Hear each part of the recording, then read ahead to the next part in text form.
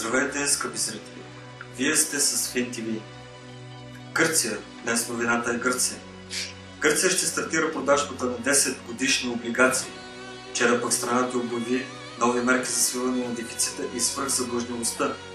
Според анализатори, доходността за инвеститорите ще бъде около 6,47%, което е доста по-високо от доходността на емисия с падеж юли 2019. Консултанти са Barclays Capital, HSBC, Nomura, National Bank of Greece и Piraeus Bank. Междувременно, демонстранти обсъдиха сградата на финансовото министерство в столицата Атина. Протестиращите са организирани от синдиката на Гръцката комунистическа партия, а демонстрацията е насочена срещу поредната вълна извънредни мерки за затягане на фискалната политика, които правителството въведе вчера. Заплашената от банкрут Гърция трябва да продаде някои от необитаемите си острови, за да привлече пари в брой, заявиха пред вестник Бил двама от съюзниците на германския канцлер Ангела Меркел. Гърция е длъжна да продаде дялове от компании активи, като например някои ненаселени острови, заяви Франк Шофер, депутат от партията на свободните демократи, която е коалиционен партньор на Меркел. Атина ще трябва да предостави обезпечения за парите, които получава от Европейския съюз, за да излезе от дълговата си криза.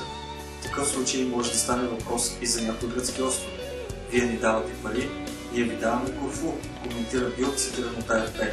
Гърция има около 6000 острова, като само 227 са обитавани.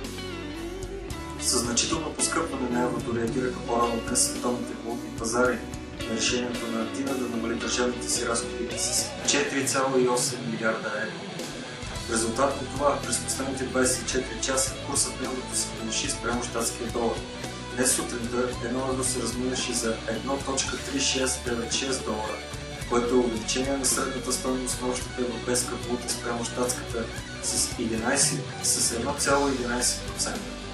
Влияние върху пазарите оказа вчерашното изявление на министър на финансите на Германия Волган Шойбле, който определи решението на гръцкото правителство като исторически момент. Той изрази увереност, че взетите от Атина мерки ще бъдат достатъчни, за да убедят частните инвеститори да купуват гръцки облигации. Благодаря за вниманието.